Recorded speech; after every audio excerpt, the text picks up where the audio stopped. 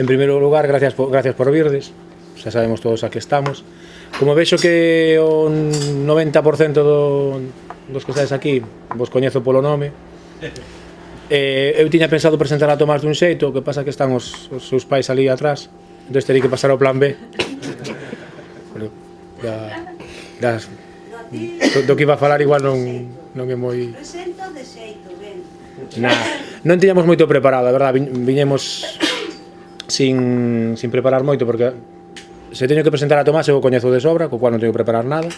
O libro xa o lín antes incluso de que estivera editado hai máis dun ano, e tampouco tiña moito que preparar, entón vamos ir un pouco así a salto de mata, vou ir facendo unhas preguntas, e se queredes colaborar, o sea que o coñecedes tamén, pois así facemos unha conversa entre todos. E o único que quería dicir é que é curioso que Tomás escribira un libro sobre as orquestas, aparte de que el traballou nunha orquesta, porque ele é un pouco home orquestra. Polo menos na profesión que temos, eu son editor, o que fago é ler libros, facer un pouco de traballo de edición, e xa está. Tomás escribe os libros, non todos os que publicamos, pero ele escribe libros, os edita, os corrixe, os maqueta, os imprime porque é impresor, se estropea unha máquina incluso se atreve a reparala. No teu tempo libre fabrica cervexa, fabrica vermú, postres tamén. Quería preguntarse de camiño para aquí, esquecime, porque eu supoño que cando te levantas pola mañá tes que facer o almorzo, empezas facendo un postre, o sea, algo para almorzar que de fabricación propia, porque xa te coñezo. E había un postre finlandés, uns que estaban riquísimos, porque de vez en cando trae pola imprenta, pola editora, trae cousas. Era un finlandés moi rico, non sei, era azúcar en vena. Que, xa. Non me acordo como se chamaba, claro, non podo dicir o nome, pero... Pois non me lembro que era, pero vamos. Porque fai moitos tamén, bueno, incluso tiñas un secadoiro de embutido ou algo así.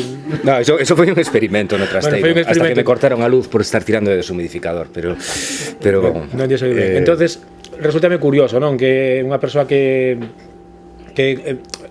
visualizalo como unha orquesta, non? Que tengo o bombo de platillos aquí, a armónica aquí, a guitarra onde pode agarrala, máis ou menos un pouco así. De feito, pois este libro, quitando a portada en totalidade, porque hasta se imprimiu na imprenta onde traballa el. Sí, tiven que imprimilo eu, porque non mo sacaban a tempo. O sea, un parto de estos é importante, porque el fixo o fillo, pariuno, sabes?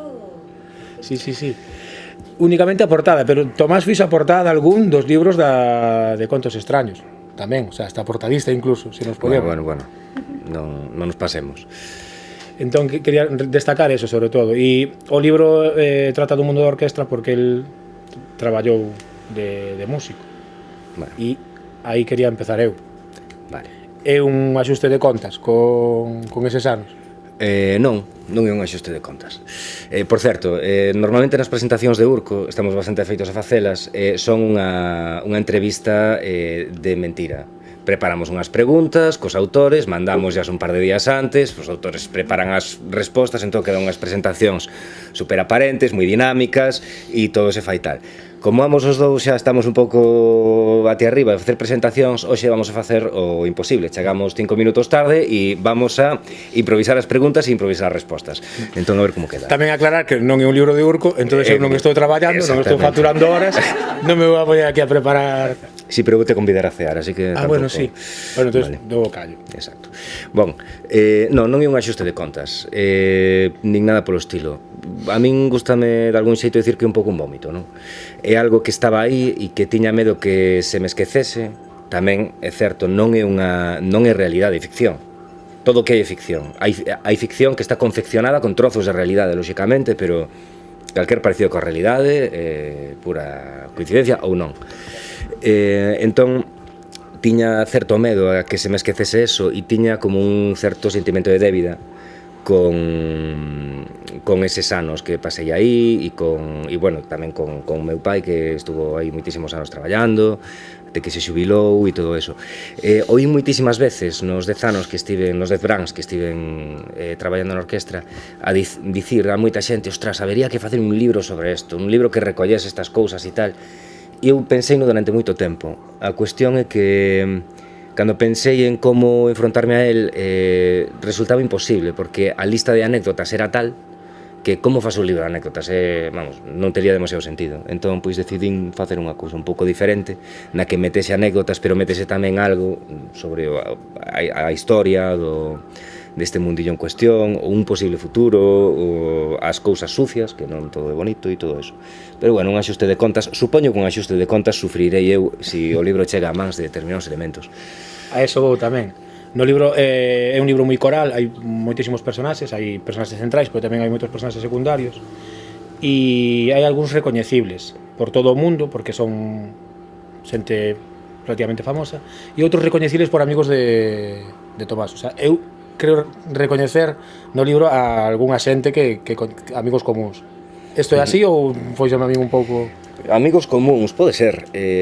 Bueno, non vamos a dar nomes. Non estou certo, non vamos a dar nomes, pero é posible que sí. O sea, sí que te baseaches nos... Me baseei en persoas, pero hai personaxes que son 5 persoas ou que son un arquetipo. Por exemplo, o personaxe de Marcos é o arquetipo de persoa que se pagou a carreira os seus gastos currando nos brans ali, que foi eu, que foi o meu irmão, que foi o noso amigo común Raíces de Couso, e que foi moitísima xente que coa que coincidín, no? Bueno, así o máis recoñecible, o gran xefe, no? Este representante e tal, pois, lóxicamente, pois ten moito de un, pero non é o 100%, vamos, os personaxes, tú colles a realidade e despois a transformas, a pervirtes e fas o que queres, porque no fondo estás facendo unha ficción, e na ficción todo funciona de un xeito diferente. Claro, pero a ficción parecese moitísimo a unha realidade que vimos de descubrir agora na prensa. Bueno. Tiraches de investigación ou isto xa era coñecido por todo o mundo? Eu creo que era bastante coñecido por todo o mundo. Bueno, na prensa, sobre todo, está saindo o tema do IVA e toda esta historia, pero bueno, que as contabilidades ven ese mundo, de a quen traballou aí sabe de sobra como son, e o representante que se leva o 10%, pero despois realmente no contrato pon unha cousa e a comisión se dixo outra, se queda con pasta. Bueno, eso está a orde do día desde hai moito tempo, entón non tiven que facer moita investigación. Chámame en todo caso oportunista, por sacalo xusto cando saltou a lebre, pero... E este sistema piramidal que existe no mundo das orquestas, isto é real? O sea, que hai a orquesta A, logo a BC, logo as outras que van por debaixo, van así? Dentro dunha gran empresa, en este caso dunha axencia artística, é o lóxico, non? Si tú tes sobre todo un material, falamos de material físico, un investimento en equipos de son, equipos de iluminación e tal, si tes unha organización piramidal en categorías, é como a roupa, non? Si tú tes 4 fillos con diferentes idades, van herdando a roupa de uns a outros. Pois se tú tes unha serie de orquestras de A a Z, pois van herdando, se lle vai vendendo o camión escenario e os altofalantes e todo isto. É máis ou menos así. Non é tan sinxelo como está presentado no libro, claro, porque é un libro breve, é un libro que tiña que ser conciso e que tiña que ser efectivo. Non é así, hai moita deturpación da realidade, pero nunca sabredes cal, pero sí que é un pouco así, ten moito diso. Tamén hai como un certo tono de nostalgia en como era o mundo das orquestras nos anos 70, digamos, ou 60-70, e como foron evolucionando cara ao espectáculo que hai agora. O último espectáculo de Orquesta Panorama, por exemplo, para facervos unha idea, é unha versión de videoxogos do Call of Duty, de Super Mario Bros. O sea, así é así. Entón, de como eran as orquestas dos anos 70 a como son agora, aí sí que tes hai como unha especie de reivindicación da pureza, non? Hai unha reivindicación da música en sí. Claro. Despois, a min fixome moita gracia, a primeira reseña que saiu en internet deste libro foi a de Tomás Rivera, do blog Kindergarten, un rapaz de Coruña. Fixe unha recensión extensísima e moi boa, e engadiu fotos. Entón, puxo, bueno, en un dos puntos comentou precisamente eso, como modificaron e como agora as orquestas pois venden un prototipo sobre todo de muller e de home tamén, que de mujeres hombres e viceversa. O sea, non digo as orquestas en xeral, digo unhas determinadas que cobran moita pasta e que todos coñecemos polo seu nome, non? pero e poñía unha foto da París de Noia en concreto, unha foto do ano pasado e unha foto pois do ano 92 ou algo así. Veis a foto 92, bueno, típicos peinados horribles do 92, camisas horribles do 92, pero bueno, vías uns tipos de uniforme e a foto do ano pasado era xente sin camisa, todos descamisados ali medio en bolas, e comentario de Tomás Rivera poñía: a París de Noia no 90 e pico e agora parece que nestos últimos anos perderon as camisas. Pois perderon as camisas polo camiño. Pois iso, non? Hai unha reivindicación do que era a música, porque bueno, antes importaba oír música, pasalo ben, bailar, era máis accesible para as propias aldeas, non? Porque era máis barato mover a un grupo de 5 persoas nun furgón Mercedes e 4 bártulos que mover 5 trailers e tal, ou senón agora mesmo por moi poucos cartos venche un dúo con moita sorte ou unha discoteca móvil así moi cutre. Entón, pois hai menos festas, hai menos música ao vivo ao final, porque non se poden permitir os custos desas cachés e tal. Entón, pois si, hai un pouco unha reivindicación desa música de base e da romaría, da festa, de pasalo ben, de tomar unha empanada e ter uns gaiteiros aí se fai falta. E é extrapolable a todo tipo de profesións así artísticas, porque o que vin é que ao principio da novela a novela sigue máis ou menos a liña do tempo e hai o personaxe dun representante que é un pouco entrañable, un pouco como un pai, e os representantes que saen cara ao final xa non son empresarios directamente, e con eso é unha especie de denuncia desa desnaturalización da... A ver, eu creo que en xeral en todo isto hai unha, como tú dicías, unha desnaturalización. Tamén está, xa che digo, esta novela está moi polarizada, é un pouco maniquea por momentos, porque hai que, bueno, é unha novela breve e hai que, bueno, opoñer personaxes e tal. Pero sí é certo que hai, bueno, eu creo que os representantes nunca tuveron moitas luces tampouco, unha boa parte, outros sí, pero é certo que nos últimos anos dá a sensación de que, bueno, hai nos últimos 20-25 anos ou mellor entrou moitísima xente que eu creo que a maior parte dos representantes nunca colleron un instrumento na súa man, nin subiron un palco. Entón, pois é xente que ven pois do mundo da construción ou do mundo de non sei que, ou tiña leiras, fíxenme rico e agora como teño un cociente intelectual de 70 quero ser importante e cousas polo estilo, e monto unha agencia de espectáculos porque me gusta que me toquen os músicos e que me fan a pelota. Entón, pois eu creo que non sei se hai unha evolución en ese sentido, que esa profesión foi a menos, pero agora mesmo esa profesión non é moi digna, por dicilo así, no mundo das orquestras. E hai representantes decentes, todo hai que dicilo, pese a que na novela hai algunhas frases moi entrañables sobre eles, como a conversa entre o dono da tenda de música e un dos protagonistas, que lle explica o dono da tenda de música, que é un músico retirado, por que ahora nas orquestras só se toca cumbia e merengue e bachata, que polos sitios nos que frecuentan os representantes, non? Casas de ocio, señoritas. Os representantes antes iban aos pubs, escoitaban a música que había no momento. Hoxe en día, eso sí que é certo, hoxe en día non hai música do momento. Isto xa é unha pregunta para todo o mundo. Tedes esa sensación de que hai de 20 anos para aquí non hai a música do momento? O sea, son como cada un ten os seus gustos. Radio 3 siguen Pero Radio 3 inventa os grupos eses. Sí, eu creo que se inventa. Non existen. Eu creo que nos vivimos... É que xa non existe ese concepto, eso foise perdendo. Ahora é toda unha industria, hai unha canción de verán para cada grupo de... Eu creo que nós tamén vivimos un pouco nunha burbulla, porque creo que non vemos Gran Hermano, ni Mujeres, Hombres e viceversa e tal, entón eu escuito cancións aí todo o rato e digo, e isto de onde saiu esta merda? E digo, no, esa poñen agora en Gran Hermano ou non sei onde, non? Entón, non sei, eu creo que nós como somos así revirados, pois vamos un pouco ao noso airo. Igual eso foi o que lle pasou tamén ás orquestas. Agora o acceso a información é tan grande, imposible abarcarlo todo, entón hai como compartimentos de gustos, digamos, e uns van por un lado, outros por outro. Por eso orquestas como a Panorama, coño, ou como exemplo os videoxogos, eles o único que queren é que haxa moitas luces, moito espectáculo, moita xente guapa no escenario, a ser posible arriscando o físico, porque hai saltos de trampolíns e cousas destas. A xente queda completamente apampanada mirando eso. Da igual que canten. Xa non cantan La ventanita del amor, non? Eu non o sei, a verdade, hai moitos anos que eu non teño prazer. Porque Prazer. hai un detalle coa banda, a banda esta que leva o libro. Isto é porque tes unha imprenta. Sí, porque son un friki. Aproveitas para... E como se chaman estas cousas? Home, non me acordo. Faixa. A faixa que leva o libro ten unhas notas musicais, que son de... La ventanita del amor. Creo que no meu primeiro libro na biografía poñía algo así como que Tomás González gustalle presumir de que se pagou a carreira tocando el chacachá del tren e La ventanita del amor. Entón, pois, tiña que escoller unhas dúas cancións e gañou La ventanita del amor. Pois eu non sei se teño máis preguntas, pero molaba que preguntarades algo vos. Por a parte, ti que facías na orquesta, que tocabas? Bueno, tocaba tocar.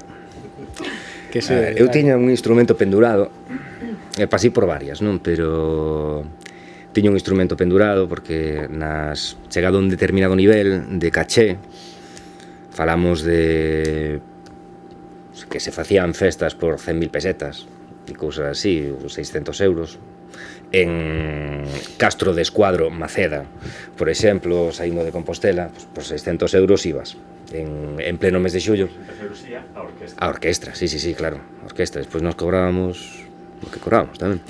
Pero, entón, claro, non te podes permitir tocar en directo. Entón, eu fui propietario dunha guitarra, fui propietario dun baixo o último ano, pasa que o último ano deixei no medio da temporada, porque era un sitio moi extraño. E despois fui durante unha época, casi a última época, pincha discos oficial.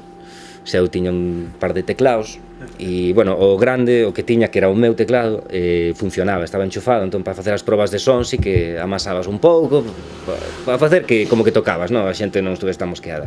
Arriba levaba un sintetizador enferruxado, todo feito en Cristo, e levaba ali o japonés, cos disquetes de 3,5. E entón tiña ali os disquetes e eu poñía os temas. E tiña unha caixa de disquetes de reposto tamén, bueno, a veces se quedaban trabados pola humidade e o polvillo.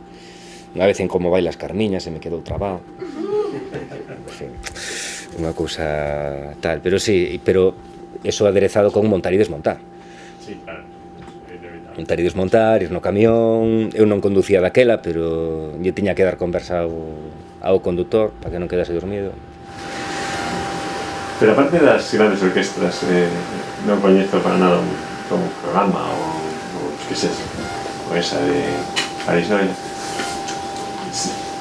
Segue a haber un montón de festas en pequenas vilas ou aldeas ou tal. Aí ten que haber un montón de orquestras de mediano ou sea, os nivel que máis ou menos funcionan igual, non? Son os que teñen o camión palco de hai 4 anos. Claro, con unha pequena participación de un representante normalmente, o que tens que dar contas, e sigue existindo, hai moitísimas gradacións, moitísimos cachés. O problema é que o mercado se ve arrastrado por quen manda, e quen manda é o que marca tendencia, o que leva 5 escenarios móviles, entón obrigan aos demais a competir, a cada ano cambiar, meter máis luces, meter máis tal, porque se non traballas menos. Se tú fas unha inversión de X e un ano traballas, pois, o que sei, 100 días, o ano seguinte traballas 90, o ano seguinte traballas 80, a menos que metas pasta, pero se metes pasta, ninguén che garante que vas a traballar máis, non? Entón, é un pouco ese tal. E festas hai, lóxicamente, moitísimas, pero moitísimas menos das que podía haber aí 40 anos ou 30 anos.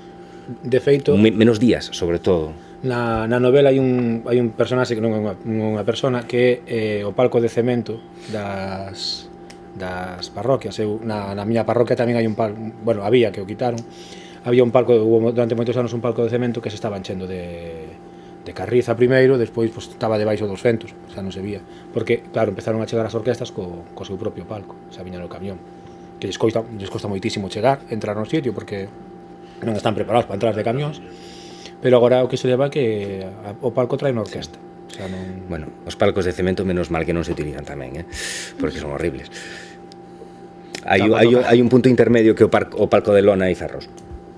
A veces tiñas palco de cemento e che montaban un palco con lona de fertimón, aí ali tocabas, que é un pouco máis cómodo, pero bueno, eu que sí que vivín como espectador, sí que na novela sí que vin, pois, o rapaz que visila os instrumentos mentras hai a sesión vermú. bueno, rapaz ou persona maior con un determinado nivel de retraso, que Sí, tamén era jefe, tome 200 pesetas e me vigila aquí os instrumentos. E quedan ali sin moverse do E sitio. quedan ali berrando os nenos que se acercaban ao palco. Chaval!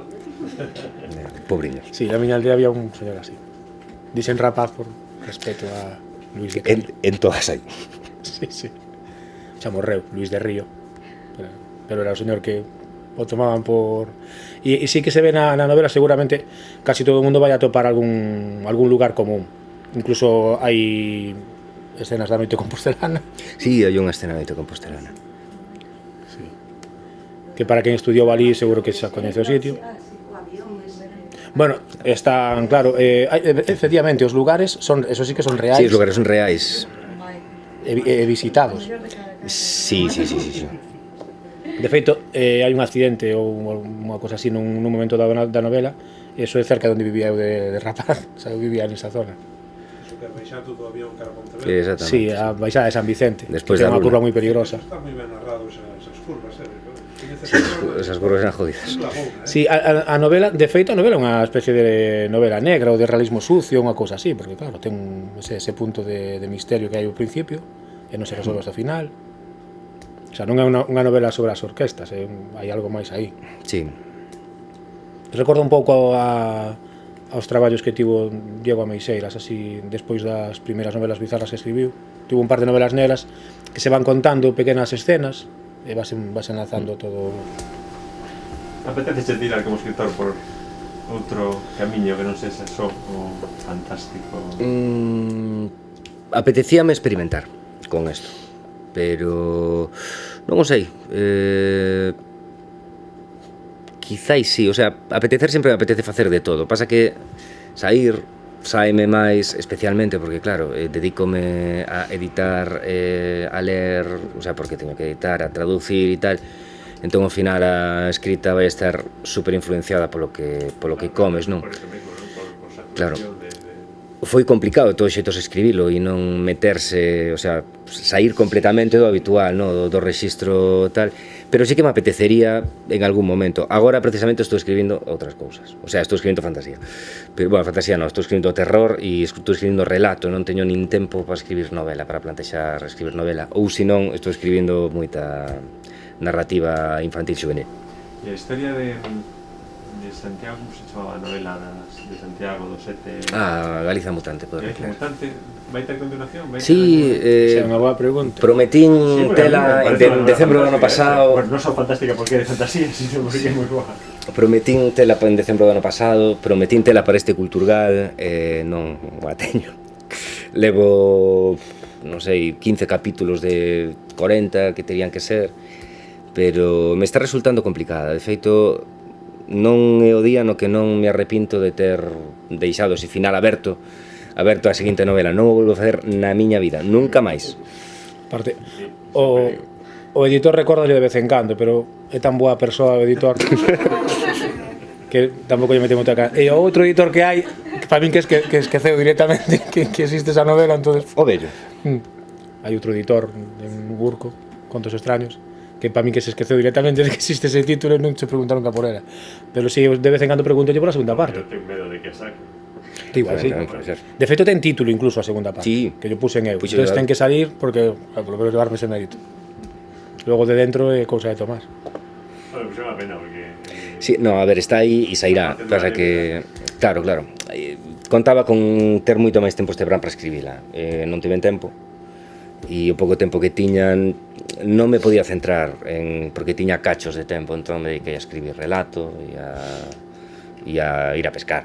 Entón, pois, E a comer chuletón. e a comer chuletóns de kilo 200. E a traba... Tedes que é normal. Un chuletón de 1 kilo 200. Sí, basta seguir Donde o mete, non? publicacións súas de verán para saber de Facebook, Sí. redes, Iso sí, despois asinando libros en Monforte paseino moi mal con aquel sol que había. Hacer unha alegría Tamén, tamén. unha novela, pero onde tiver Sí, sí, sí. Tengo Chuletón que... para todos os para precios. todos, pero Home, en Lalín sempre intentamos facer presentacións de libros. Nunca nos cadra. É que nos cadra mal. A nosa gran desgracia é presentar en Alín ou fora de época de cocido un sábado pola mañá ou ten que ser un venres pola tarde, vamos a cenar cocido. Que? Home, depende do nivel de vicio que teñamos. Si temos un día moi vicioso, pola noite va... Sí, de feito hai un programa da Xunta que se chama Venres nas librarías que pagan a viaxe do autor á libraría. O sea, que nos pagan o cocido, basicamente. Sí. Si algo quero da Xunta é que me dé cartos para comer un cocido en Lalín. Logo xa o resto da igual. Entón sempre intentamos facer esas cosas. Tamén traballa moito e ten un problema que tamén fuma e cada vez que vai fumar fuma un cigarrillo ven con unha ou dúas ideas por cigarrillo. O problema despois o teño eu, que hai que levalas a cabo. E por eso non dá abasto. claro. Estou a 1000. É a única persoa que, o sea, el ten un sitio, ten unha oficina no local de traballo. Ti viñeches por algunha vez por... Sí. Pois el ten ali un sitio onde sentarse. Hai unha cadeira Sí, sento moi pouco, a verdade. e ten unha mesa que dá igual, non dá igual, está toda chea de papeles e de cosas. O problema é non a que, claro, pasa algo. Oxe, por exemplo, tiña día de Urco, tiña día editorial, pero reventou unha guillotina. E claro, quen é o primeiro en meterlle a man dentro? Tomás. Arranxeina. Pasamos por ali. Claro, pasaba por ali e dixo, bueno, voulle meter aquí a man en vez de chamar a un especialista que me cobre 100 euros. E arranxouse. Pero o especialista tamén lê libros, seguramente. Non. Ese non. O da guillotina non. O da guillotina non. Hai un señor... O da guillotina. Eu non sei nin como cabe pola porta. E... a ese señor se ves, dice, este señor traballa no mundo da edición, no mundo da imprenta, coas guillotinas. O sea, non... é o único que pode con elas, porque, madre mía. Sí. Pois si, eso, entón cústame moito escribir novela últimamente. Eso, Custalle directamente lelas, incluso. Sí, non leo prácticamente, leo moi pouquiño, quitando O que corrixes. o que corrixo, que é unha desgracia. A que estou lendo un libro e estou vendo grallas, estou vendo que está mal maquetado. Bueno, esto sí que é verdad. Recordo un día que estábamos nunha libraría e estábamos mirando libros e Tomás estaba así co libro. Buah, pero que mal impreso está esto. Mira, non te amarses por aquí e tal. Pero eso tamén foi mellor cando vos a tele. Claro, ¿Ves? mira. De formación profesional, pásanos a todos. Sí, sí. Pero A mí teu debe ser un caso único. Escribir, editar, publicar, corrixilo, maquetalo, o sea, facer todo. Sí. Eu creo que non hai ninguén. no seu tempo houve unha distribuidora tamén. Sí, bueno. Aí xa foi. Non falemos de pornografía. Xa dixen que era unha orquestra. Está ben, me ha caído Sí, a sí. novela porque...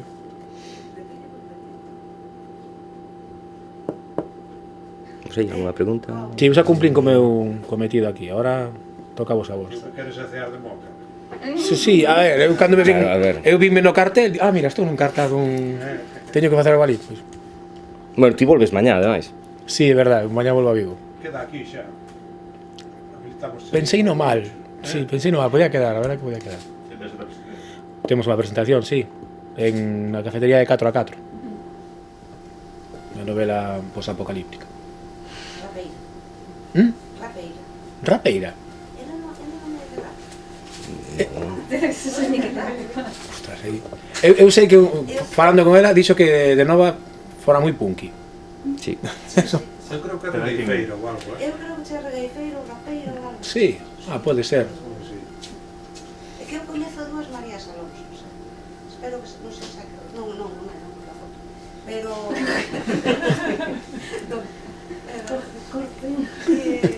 eu penso que é E a rapeiro. segunda parte do título en 440? 440 é a como son 4400 MHz, é a vibración do La, que é a nota que se utiliza para afinar. Ese para técnicos, non?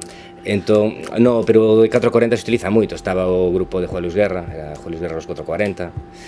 E é unha, bueno, unha expresión que se utiliza moito na música, nas letras e en todo eso. Entón, pois eso, é o tono de afinación.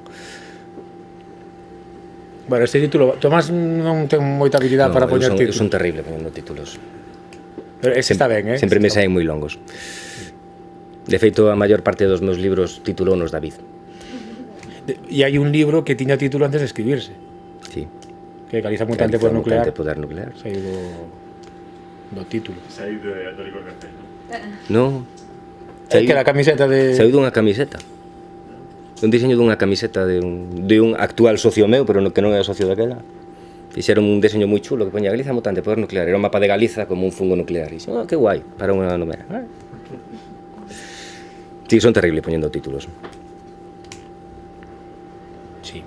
Un día non me acordo que título era, íbamos no coche falando Fernando Cima de Vila, que é outro editor do que falamos antes, Tomás e máis eu, non sei de onde viñamos, e estaban falando, eles tamén, como son escritores, estaban falando de proxectos que tiñan, e Tomás decía que tiña un e dixo o título, e Fernando dixo, sí que eres malo poñendo títulos. Eu non recordo o título, pero debía ser moi malo. Pero para isto tiño a ti. Les a novela e despois xa pos título e xa está. Porque hai unha plantilla, isto é moi fácil. Está a triloxía de Xosé Duncan, non? Que os subtítulos son A revolta dos mestres, O solpor dos deuses e A porta de Ano. O non sei que de non sei cantos. O sea, tampouco é moi complicado. De feito, o libro infantil que tes, A Laia e a Deusa, mandarche unha lista con non sei cantas posibilidades, cochiches un. O difícil é escribir todas esas palabras aí Xuntadas, non? de seguido, claro. Pero poñer tres nun título. Esa ten moito, esa ten moito. En algo ten que... Sí, pero bueno, este por exemplo, ninguén meteu man nel e está moi ben o título. Sí que é verdade que o bis supoño que a xente entenderá, pero de 440 sí que... Eu xa tiña por un... O tiña por un termo musical. Non tiña? Bueno, sí, é certo que non... E aquí estivo el, aí fixo el... Sí, pero escribíchelo un pouco tempo, tamén eso sí que é certo, non? 3 semanas e media. É que me quería presentar un premio. Quería presentar o risco de narrativa e foi en plan reto, veña. Pois ves, sí que tiña presión tamén. Sí. Canto tempo, di? Que? Canto tempo, di? Non moito, eu escribo moi rápido. Eu escribo super rápido. Cando teño as ideas claras, escribo moi rápido. Cando non, son un terrible, pero cando teño a idea na cabeza, vou moi enfilado. Dedicáballe, pois, eu que sei, 3 horas ao día ou algo así, máis ou menos. E si, foron 3 semanas e media, bastante frenéticas. David, tú fixe unha corrección frenética de 3 horas, ou algo así. Sí, lín o libro nunha tarde. E apuntei o que vi. Non moito tampouco. E ala foi. A ver, tamén é verdade que Tomás, como filólogo, corrixe libros, edita libros, maqueta libros, está todo moi...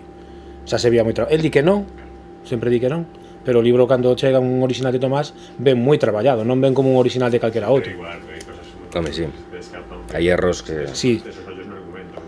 claro, erros hai, pero ven moito máis, o sea, ven como se estivera editado. E el di que non o fai, non sei se... No, a ver, eu é que escribo así, pero tamén tú estás moi afeito a os libros, o criterio de Urco, que é o meu criterio de editar. Claro, o meu criterio de editar é como escribo eu. Entón, pois claro. Tomás empezou de traductor, estou lendo agora o primeiro libro que traduciu, o primeiro libro que traduciu que lle publicaron, creo, que é O bosque dos raposas aforcados, Sí. que é o primeiro libro de Renovación Editora. E a día de hoxe é o máis vendido todavía. Creo que sí. Pois estou no lendo e non estás aí. O sea, ese Tomás xa non existe. Claro. Era máis inocente. É viaxar ao pasado, Claro, sí. claro. Ainda tiña pelo. Seguramente está moi correxido por Sí, Moisés creo que está Barcia. bastante correxido, pero claro, hai moitísimas decisións de léxico que Claro. e cousas que... Está moi ben traducido ese libro, pero xa non... Ese Tomás xa non existe. De feito, se escribiras este libro outra vez, que hai un ano, non? Ou un ano e pico. Sí, é un ano e medio por aí. Aí non, foi en setembro, creo. Hai un ano. Sí, hai un ano. Pois igual xa non era nin o 50% parecido, mellor. Pode ser. Tomás evolúe constantemente, está aí. Sí, vamos, unha cousa terrible. E non sei, algunha pregunta máis ou vamos a comer? Eu só comi unha ensalada, Sí, noto xa un pouco inquieto, ten falta de callos, No, era fabada, era fabada. Fabada. Era fabada. Pero a fabada non era o postre. No, está que vou tirar, porque Era fabada de postre, non? Vale. Eu tomara fabada de postre a última vez. ese é o que vai de Dous platos de fabada de postre. Por certo, recordos das urxencias de Pontevedra. Porque... Cólico nefrítico. No. Baixón de tensión. Hai un veciño voso dele de Santiago que deixou o pabellón moi alto, Sí. Ciranta, la mira. Xurxo. Co delgadinho que despois está moi delgado. Pero Xurxo Onde está metes esa feito santa comida? Viña a presentar Guillerme Bastardo, non? Sí. 3 platos de... Doulle 3. Sin ruborizarse, Aquí cada un que ven vai superando o anterior. Non, Bueno, pois... haberá que... Son tirillas, que é. Claro, Sí, por no, eso. Xurxo- Claro, non comerá. Entonces, está delgado porque non come. Peor o teño eu, que eu estou así tirando a gordo, xa teño aí dentro Tirando. cousas. Pero el se non tiña nada... Pero ti xogas ao fútbol gaélico. Sí, certo, é verdad. Non xoga calquera. Ai, non sabemos a que xoga Xurxo. O mellor fai un deporte haikido ou algo así, meten pinta de... Home, da clase nun colexio do Opus, é un Sí. deporte de risco. No, que seguro que non lle dan de comer, que son colexios Probablemente. privados. Sí, pero primero tienes que rezar una Ave María. Sí. Agradecer os alimentos que... Tres platos de fabada, joder, madre mía. Despois da tortilla e de... Claro que... Claro, que ser de postre. Non mono, deixamos Na asado. orella. Que viñamos pa isto, Claro. A batir o récord. Nos temos a profesión esta, é unha excusa todo. Que si la limo cocido... que si- A mí se me din que escribiches o libro pa isto, tamén mo creo. Si nós todo o que debemos ganamos cos libros. Sí. Este escribichelo no camping, porque Tomás escribe nun camping. Sí. Sí, son o tío raro do camping. Que estar cunha mesa de destas de camping, non? Si me vou só a un camping, Cun a escribir. portátil. Muy portátil, ¿no? Estuvo ali. Sí, pero por tanto será un Mac, a que sí. No, No, tiño un netbook asqueroso destos de hai tropecentos anos, pero os carallos me comunidade este ano. Tuven que comprar outro portátil. Sí, de segunda mano, os que deixa asunta por aí tirados. Esos Lenovo son non eran Sí. portátiles de funcionarios. Pois non, este escribino en casa. Como Galicia Mutante por Nuclear. É que tes unha anécdota moi boa de Galicia Mutante por Nuclear, que por que como escribiches? Non vamos a entrar en esas fonduras. Na segunda parte contará Na novamente. segunda parte contarei, no, que... Sí, no, hai que deixar descansar as anécdotas a vez. Aquí hai moitas, de feito, eu, claro, tomás a contar algunha antes de escribir o libro, e aquí hai moitas que te pasaron de verdade. Están un pouco cambiadas algunhas, pero hai cousas que pasaron de a verdade. niña seguramente. E que pasaron ya a Tomás e seguramente te pasaron a moita máis xente, porque Sí. hai unha que vou simplemente dicir o que foi, que perderon a mercancía. No fastidies el libro. Nah, perderon a mercancía o sea, abriuxelles unha porta do furgón da orquesta e foron perdendo a... Pero eso seguro que lle pasou a máis de un, No, seguro que lle pasou a máis de un, pero... Isto sí que pasou. Tanto o día na carretera, calquera día, pues, es que despecha la porta de atrás da...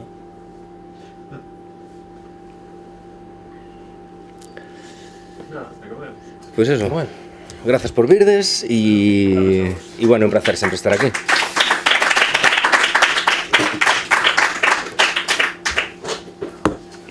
As miñas notas, pues. Moi ben. Aí va, ahora...